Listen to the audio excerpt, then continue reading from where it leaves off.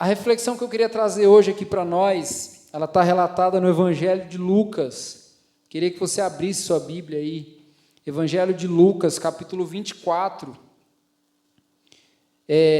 dos versos 13 ao 35. Eu vou percorrer o texto, mas eu gostaria que você ficasse com a Bíblia aberta acompanhando. Eu não vou fazer a leitura, mas eu vou percorrer esse texto. Então, capítulo 24 do Evangelho de Lucas, dos versos 13 até o 35. Evangelho de Lucas, capítulo 24, dos versos 13 ao 35. O capítulo 24 do Evangelho de Lucas, que é esse capítulo que a gente vai refletir uma porção dele, se inicia lá no versículo 1, com o episódio das mulheres que foram até o túmulo de Jesus, e quando elas chegaram até o túmulo de Jesus, logo ali nas primeiras horas do dia, com aquela expectativa de ver Jesus ali, mesmo que morto, mas para cuidar do corpo de Jesus, quando elas chegaram lá, elas tiveram uma grande surpresa. Havia um anjo ali do Senhor, e o anjo falou para elas que Jesus não estava ali. Jesus tinha ressuscitado. A pedra estava ali aberta e Jesus tinha saído dali. Então, o capítulo 24 começa com esse episódio das mulheres. Jesus ressuscitou. Imagina aí você começar o seu dia, um dia que faz parte ali de outros 2 dias cheio de tensão, e você acorda ali naquele dia, no domingo, você vai ali até o túmulo, e você chega lá, você tem a maior de todas as notícias. Jesus tinha ressuscitado.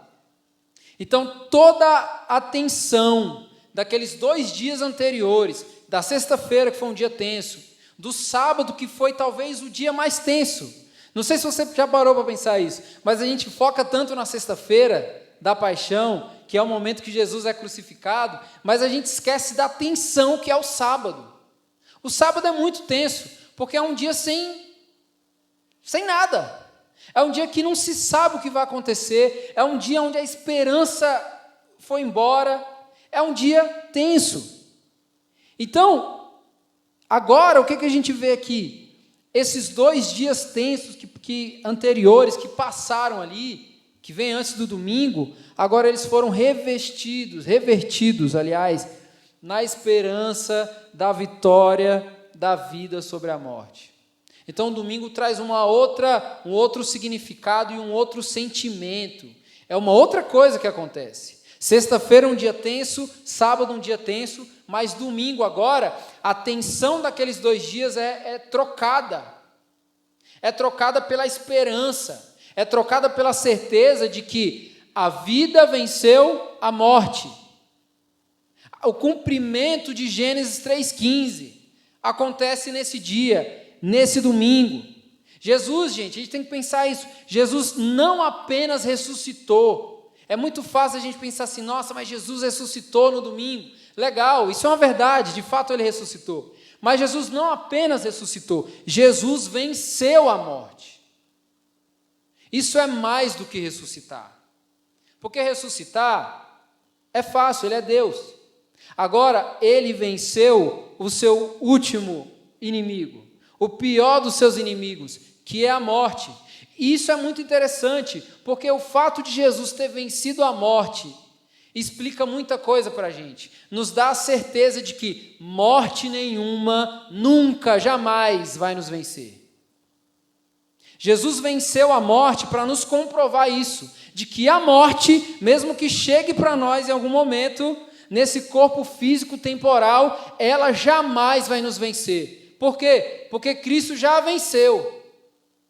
Então Jesus não apenas ressuscitou, certo? A gente glorifica a Deus, a gente se alegra, Jesus ressuscitou, legal, isso é uma verdade, mas mais do que isso, Jesus venceu a morte. A ressurreição significa isso, que Jesus venceu a morte. Se Jesus não tivesse vencido a morte, a ressurreição não fazia sentido nenhum. Seria só mais um episódio.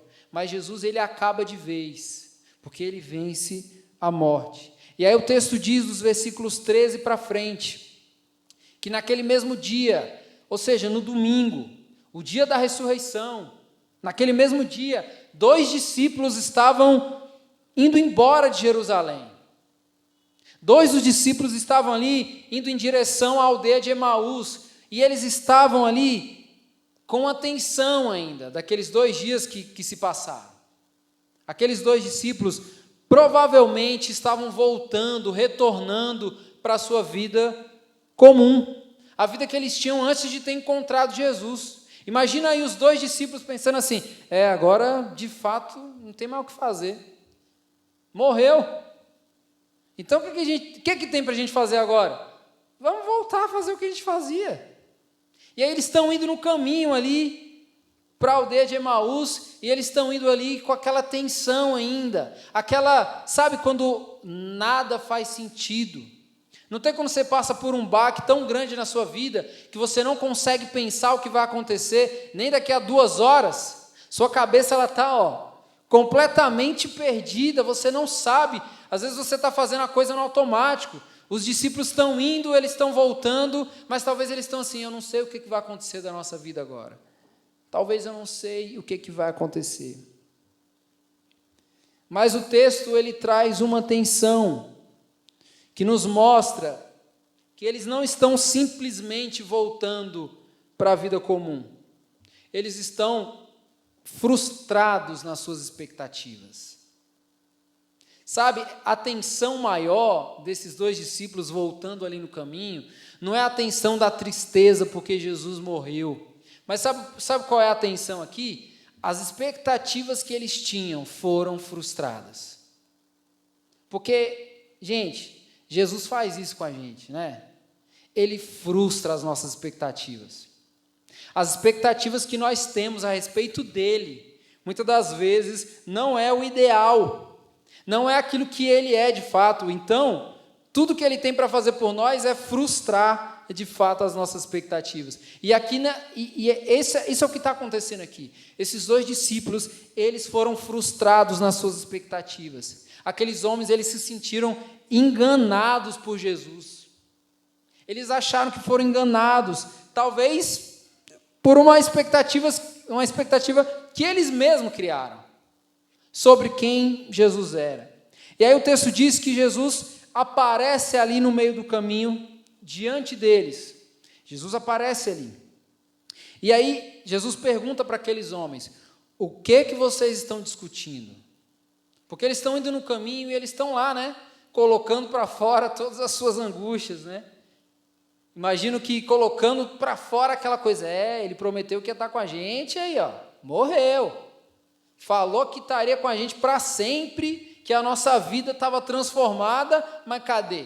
Agora morreu e a gente está aqui, tendo que voltar para a nossa vida normal, nossa vida comum, e agora, olha o tempo que a gente perdeu, cara, 3 anos que era para a gente já estar, avançado nos nossos negócios, as nossas empresas de pesca já era para estar bombando, mas agora a gente vai ter que voltar lá de novo e recomeçar.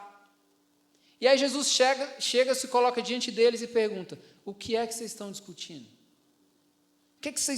Eu fico imaginando Jesus falando assim, o que vocês estão resmungando aí? Por que vocês estão discutindo?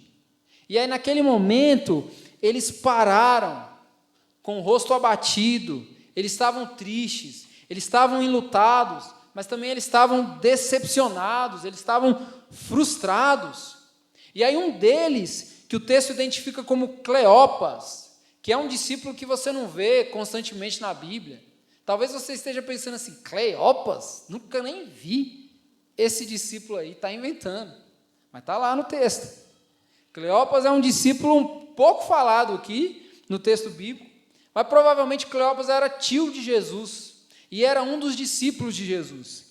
E aí esse Cleopas responde Jesus. Jesus chega e fala, por que vocês estão resmungando aí?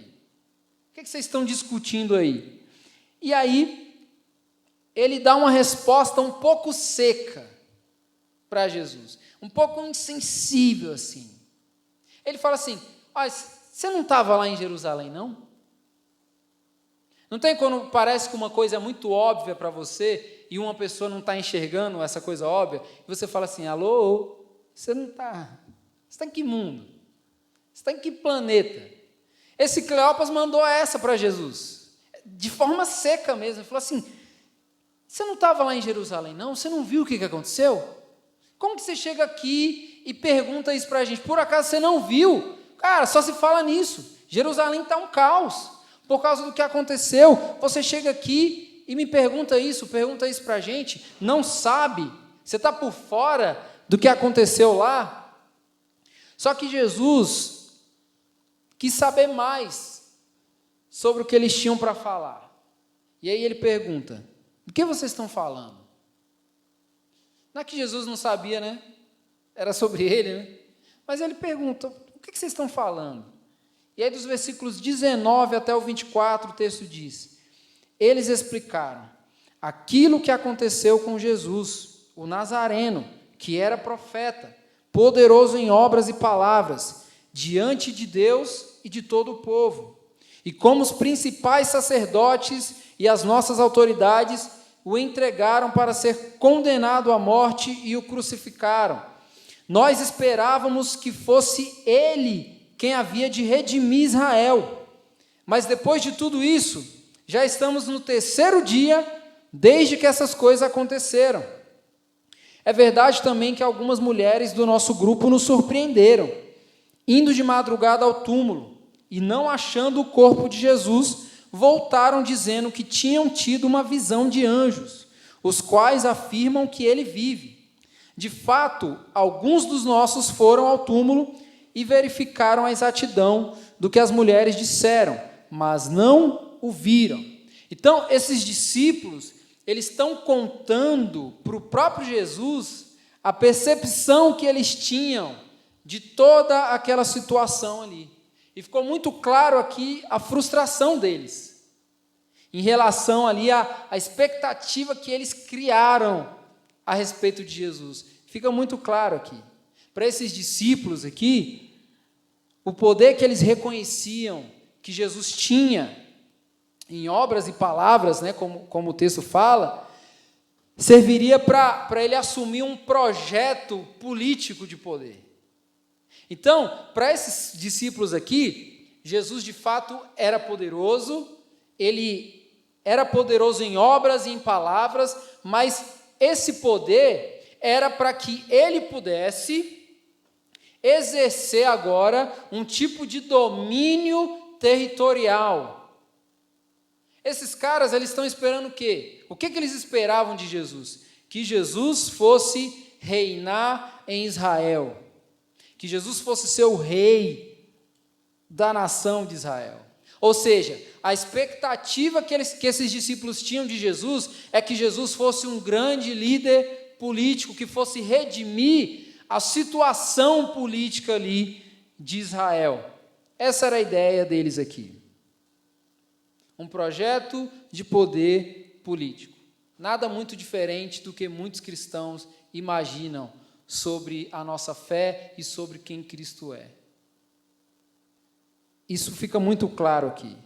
Só que o que acontece? Eles têm as suas expectativas frustradas. Eles foram frustrados nessa análise, nessa percepção de quem Jesus era. Porque Jesus, ele não tinha nenhum tipo de compromisso político. Nenhum. Jesus não veio com esse compromisso.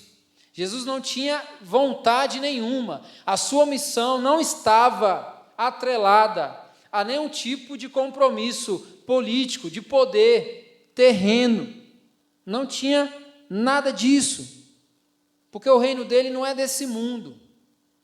Ele mesmo falou isso. O meu reino não é desse mundo. E além do mais, ele foi morto há 2 dias atrás. Como que ele ia reinar ali? Por isso que as expectativas desses homens foram frustradas, totalmente frustradas. Gente, criar um Jesus à nossa imagem, à nossa própria imagem, é um trabalho muito enfadonho. É cansativo. É frustrante. Às vezes a gente está cansado, né, porque a gente está criando um Jesus à nossa própria imagem, e a gente é cansado, a gente é frustrado. Aí como é que a gente vai ter esperança naquele que parece um espelho nosso? É ou não é? Jesus não é isso. Jesus, ele não é. A gente não pode criar um Jesus à nossa própria imagem, porque isso é um trabalho que cansa, é um trabalho que traz enfado, porque a concretização desse trabalho é a frustração. É a frustração, não tem como. A frustração tira os nossos olhos do horizonte da esperança. Criar um Jesus à nossa própria imagem é fazer isso, é se frustrar, é tirar os nossos olhos daquele horizonte, que é o horizonte do domingo, do dia do Senhor, da ressurreição, daquilo que Ele prometeu, e não daquilo que a gente imaginou. A gente não pode imaginar nada de Jesus que Ele mesmo não tenha dito sobre Ele mesmo. A frustração tira os nossos olhos do horizonte da esperança. Esses homens, eles estão indo embora. Tipo assim, realmente acabou. Realmente, nos enganou legal. Veio com um papinho de que, quer saber, vocês estão pescando peixe aí, mas eu vou te falar, é melhor pescar homem. E aí os caras, será que pescar homem dá mais grana? É um empreendimento novo aí, uma coisa que, nossa, deve ser massa. Aí agora, foi enganado. A gente foi enganado, e agora ele morreu, e agora a gente está aqui, com as mãos abanando. Eles estão indo embora agora, porque eles perderam a esperança. Mesmo sabendo que os profetas falaram, mesmo sabendo que o próprio Jesus falou. Jesus falou, olha, o Filho do Homem vai acontecer isso, vai ser morto, mas ao terceiro dia ele vai ressuscitar. Ele falando de si mesmo. E os discípulos todos sabiam, porque os profetas anunciaram, o próprio Jesus falou, toda a narrativa bíblica ali, a escritura do Antigo Testamento, tudo falou sobre isso, e ainda assim, eles estão frustrados. Por quê? Porque eles construíram a imagem de Jesus, a sua própria imagem. Mesmo as mulheres tendo dito também, sobre o túmulo que estava vazio, nada foi suficiente para mudar o que as expectativas deles tinham criado, nada foi suficiente. E aí, quando Jesus ouve tudo isso, ele responde: como vocês são insensatos e demoram para crer em tudo o que os profetas disseram. Olha o que Jesus está falando. Jesus chega e fala: por que vocês estão discutindo? Aí os caras pegam e contam uma história ali e tudo mais. Aí Jesus pega e fala: vocês são insensatos demais. Vocês são muito insensatos. Isso deveria ser uma ofensa para esses caras. Como vocês são insensatos e demoram para crer em tudo que os profetas disseram. Os profetas falaram, e vocês estão demorando para crer, mesmo tendo toda uma história, mesmo eu estando aqui, mesmo eu confirmando aquilo que os profetas falaram, vocês são insensatos demais. Essa resposta de Jesus parece dura. Mas, na verdade, o que ele fala nada mais é do que a postura que se espera de um discípulo. O que ele está falando para esses caras nada mais é do que uma postura que se espera de um discípulo. Alguém que confia nas palavras de vida eterna. Gente, a gente precisa ter fé. Nós somos muito incrédulos. E aí Jesus precisa chegar e falar assim: como vocês são insensatos? Por que vocês são insensatos? Porque vocês se dizem ser discípulos. E os discípulos, ele ouve as palavras de vida eterna e se apega às palavras de vida eterna. Se Jesus disse que ia morrer, é porque ele ia morrer. Você tem que crer nisso. Ontem, que era o sábado do silêncio, sabe qual que era a nossa postura? Cristo está morto. Aí a nossa cabeça já fica milhão, né? Não, mas peraí, Deus não morre. Não, peraí. Mas ele vai ressuscitar amanhã. Calma, está apressado. Hoje é sábado, hoje ele está morto. Ah, mas isso é difícil de falar. É difícil, mas ele disse que ia morrer. E é um fato. A gente precisa crer nas palavras de vida eterna. A gente precisa crer que Jesus disse que ia morrer e morreu. A gente precisa sim lutar no sábado, pedagogicamente, porque o nosso Redentor estava morto. Mas a gente precisa se alegrar no domingo, porque ele disse que ia ressuscitar e ressuscitou. Por quê? Porque só ele tem as palavras de vida eterna. Por isso que Jesus está falando para os discípulos aqui, vocês são insensatos. Por quê? Porque vocês nem sequer se atentaram para o que os profetas falaram. Muito menos o que eu mesmo falei, confirmei, que foi aquilo que os profetas já tinham falado. A lei apontou, os profetas falaram, e aí Jesus vem dar uma aula, se você for ver, em um versículo Jesus dá uma aula de teologia bíblica ali para os discípulos. Ele vai contar tudo que o Antigo Testamento falou sobre aquilo ali. E aí ele conta ali para aqueles discípulos. E tudo isso, gente, enquanto eles caminhavam. A teologia de Jesus é no caminho. Jesus está ensinando ali enquanto caminha com eles. Mas percebam, Jesus, em nenhum momento do texto, ele reivindica ali a atenção para si. Para confirmar que era o próprio Messias que estava ali diante deles. Você vê que em nenhum momento Jesus falou assim, sou eu, galera. Vocês não estão reconhecendo? Jesus em nenhum momento falou isso. Jesus em nenhum momento chamou a atenção para isso. Jesus foi ensinando. Jesus questionou, Jesus expôs o texto bíblico, Jesus pregou para os caras, Jesus exortou os caras, chamou os caras de insensato. Ou seja, em nenhum momento ele falou assim, sou eu. Vocês não estão me reconhecendo, não? Em nenhum momento.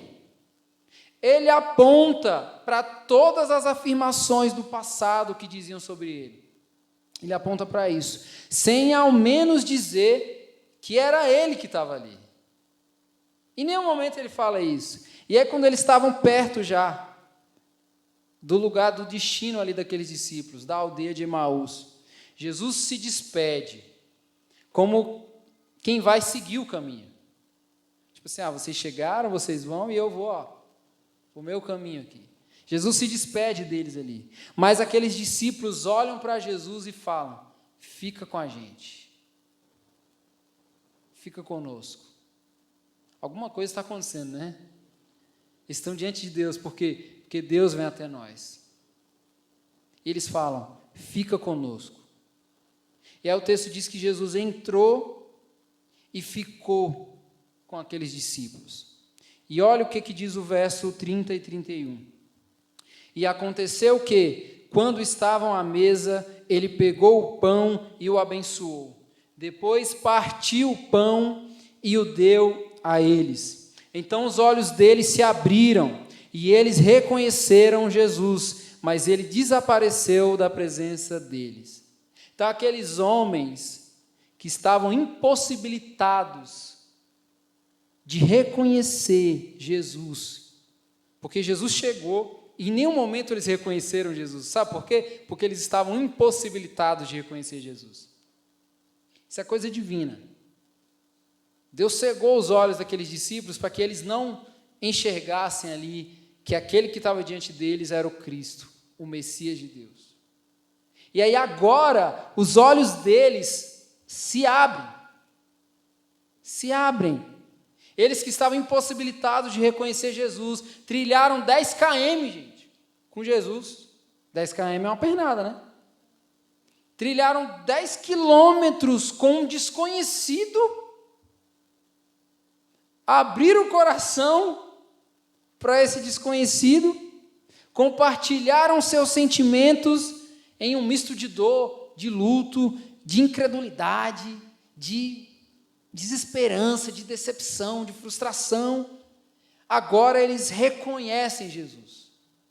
Agora os olhos deles foram abertos, eles reconhecem Jesus. Gente, o milagre da Páscoa é que Jesus ele repartiu tudo de si. E os nossos olhos, assim como os olhos desses discípulos, se abriram. Esse é o grande milagre da Páscoa. Jesus ele reparte tudo de si. Quando a gente fala que Jesus deu a vida por nós, não foi só o dedo, não, viu? Não foi a unha, não foi. Ele deu a vida. Ele entregou tudo de si. Ele doou tudo de si. Ele repartiu tudo de si. E nós só podemos crer nele. Nós só podemos ter os nossos olhos abertos para a mensagem do Evangelho por causa daquilo que ele fez. Porque ele doou tudo de si. Ele repartiu tudo de si. E os nossos olhos, olhos de incredulidade, olhos de frustração, de expectativas, esses olhos foram abertos. Os olhos daqueles discípulos foram abertos, não quando Jesus argumentou com ele. Não foi no meio do caminho ali, quando Jesus falou, opa, ó, mas aí, ó, os profetas falaram, Moisés falou, cara, vocês não estão ligados. Não foi nesse momento, não foi no momento da pregação, digamos assim, que os olhos deles se abriram, não foi nesse momento aí, mas foi quando ele sentou com aqueles discípulos ali e partilhou da refeição. Talvez muitos de nós às vezes pensam assim, cara, será que Jesus sentaria na minha mesa? Eu que sou incrédulo, eu que faço de Jesus alguém à minha própria imagem, será que Jesus sentaria na minha mesa e comeria uma refeição comigo? E aí o que acontece aqui? Os discípulos chamam Jesus, Jesus entra, senta na mesa, abençoa aqueles discípulos frustrados, decepcionados, magoadinhos com Jesus, e ele reparte o pão. E no momento que ele reparte o pão, os olhos dele se abrem. Por quê? Porque Jesus agora está se colocando ali diante deles e está repartindo simbolicamente aquilo que ele já repartiu em sua totalidade. Jesus está pegando um pedaço de pão e a gente precisa pensar isso. Todas as vezes que você pega um pedaço de pão aqui, lembre que Jesus rasgou o seu próprio corpo para que nós pudéssemos ter os nossos olhos abertos. A mensagem do Evangelho que abre os nossos olhos é a mensagem desse Deus que veio até nós, o Verbo que estava com Deus, que habitou entre nós, cheio de graça e de verdade. Vimos a sua glória, como diz o apóstolo João. E que é o Emanuel, que é o Emanuel, Deus conosco. É o Deus que vem até nós, é o Deus conosco. Não é o Verbo que estava com Deus e ficou com Deus, não. É o Verbo que estava com Deus e habitou entre nós. Ele é o Emanuel, o Deus conosco.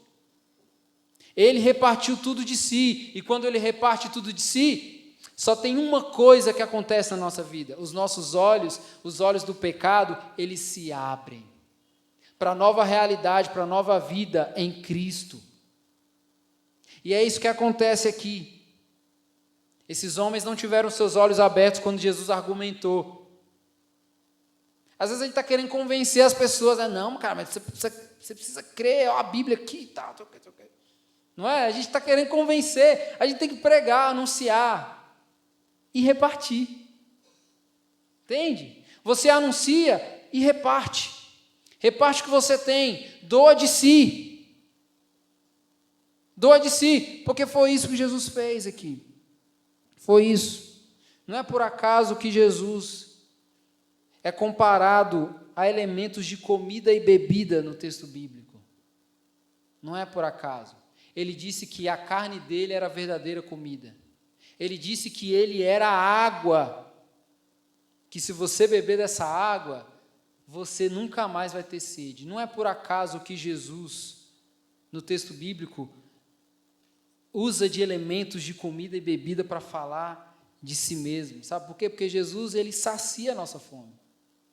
Jesus, de fato, sacia a nossa fome. Porque foi ele mesmo que se entregou, voluntariamente se submeteu ao Pai para ser moído,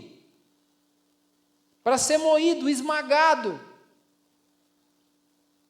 Ele mesmo se voluntariou Para quê? Para que a gente pudesse olhar para ele e falar assim: Jesus é a minha comida, Jesus é a minha bebida, ele sacia a minha fome, ele sacia a minha sede. Não como quem está querendo sugar algo de Jesus, sabe?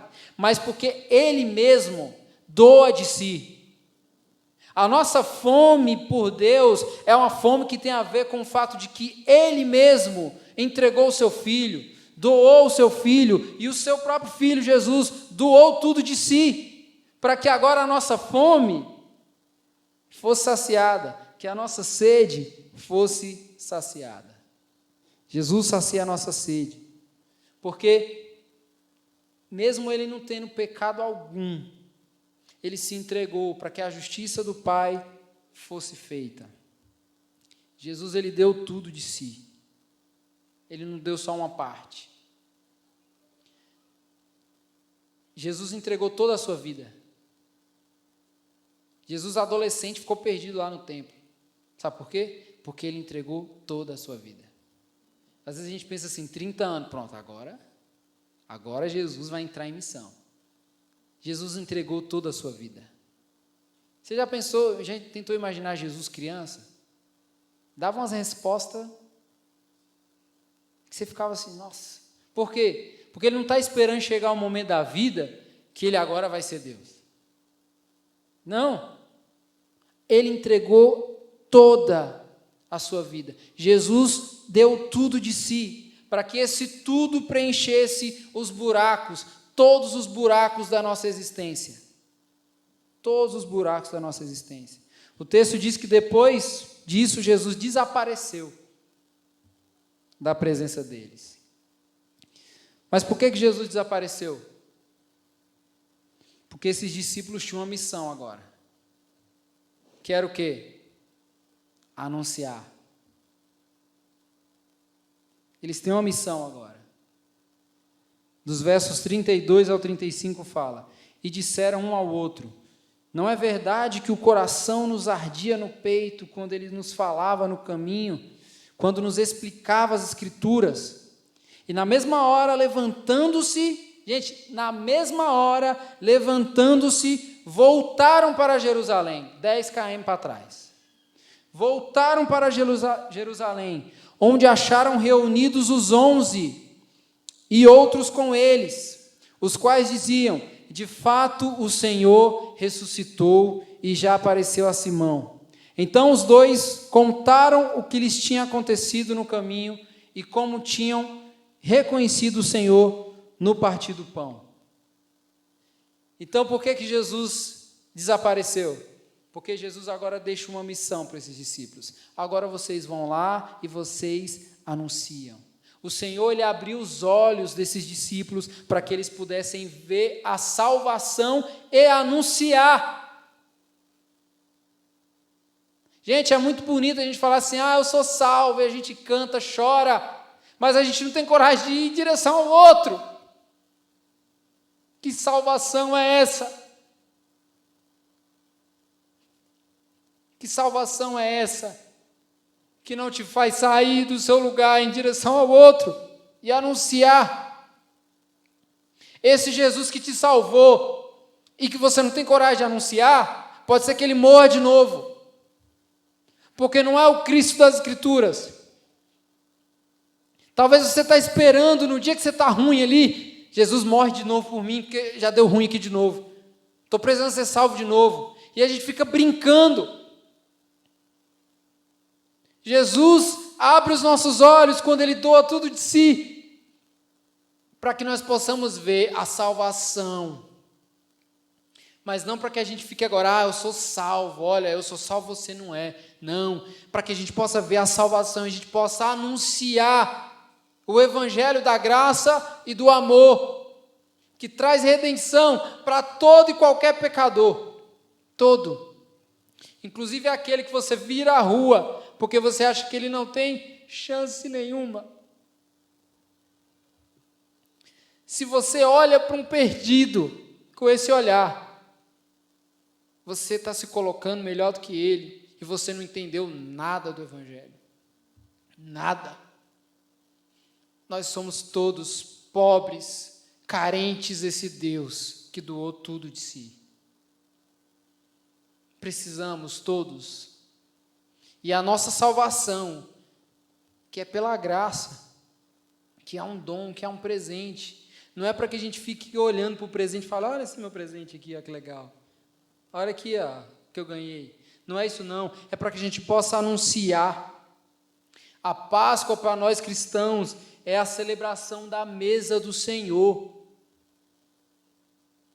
É a celebração da comunhão cristã. Quando você pensar em comunhão, lembre de pão e vinho sendo compartilhado como símbolo do próprio corpo e sangue de Cristo. Não é por acaso que no dia que Jesus ressuscita dos mortos, ele parte o pão com seus discípulos. Não é por acaso.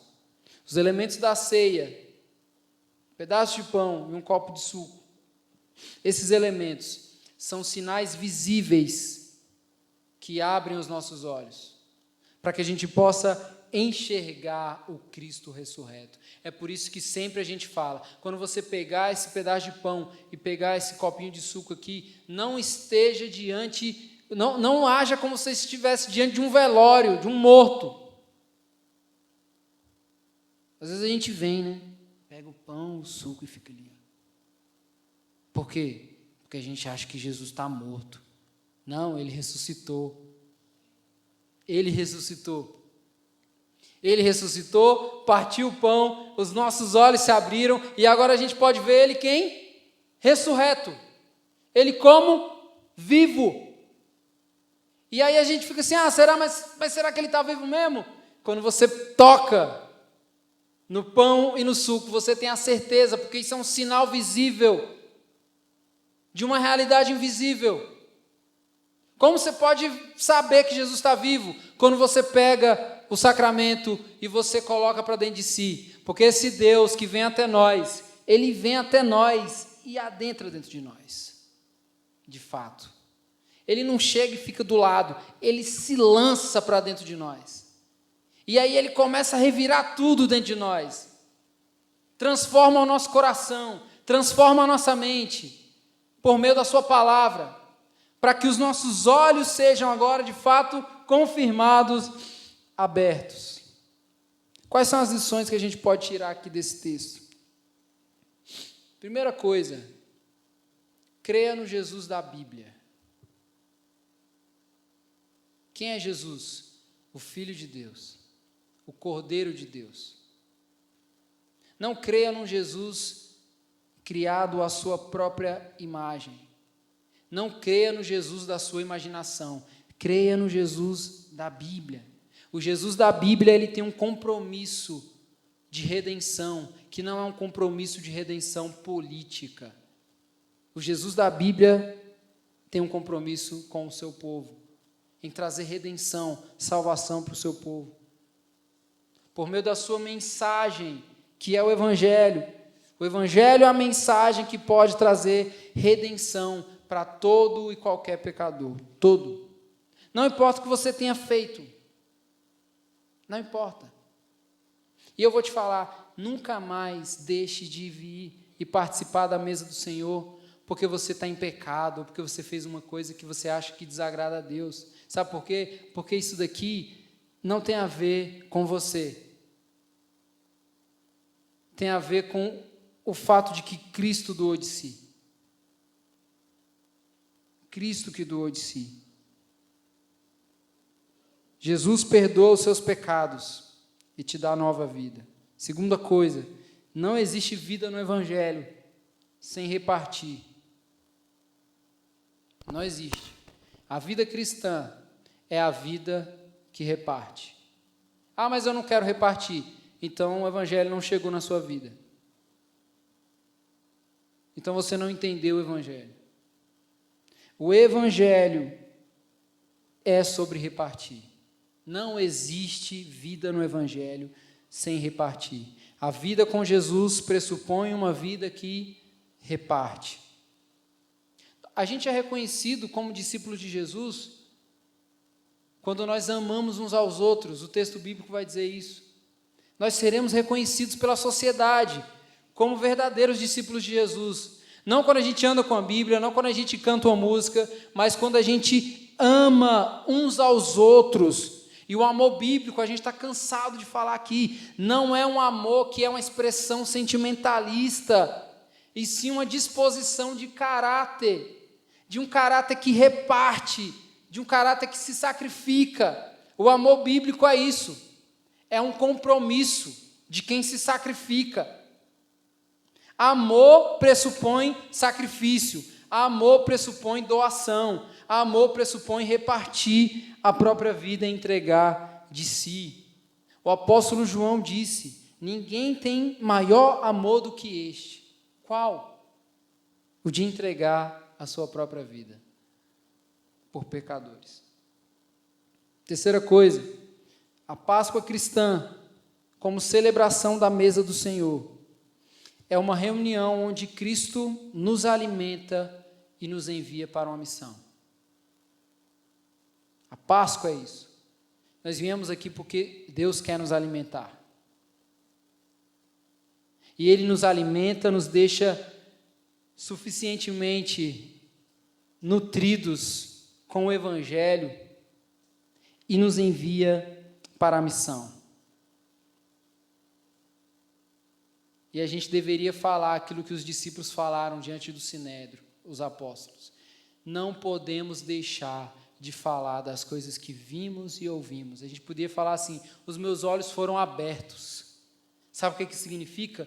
Eu não posso deixar de falar daquilo que eu vi e ouvi. Não podemos deixar. Não podemos deixar.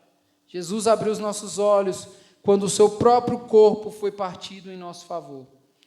Isso significa que nós temos a missão agora de compartilhar o Evangelho da graça e do amor. A Páscoa é um envio para a missão.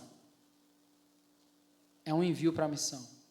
E um verdadeiro discípulo de Jesus, ele está engajado na missão de Deus, de proclamar a mensagem da redenção por onde passar, sem perder nenhuma oportunidade. Amém?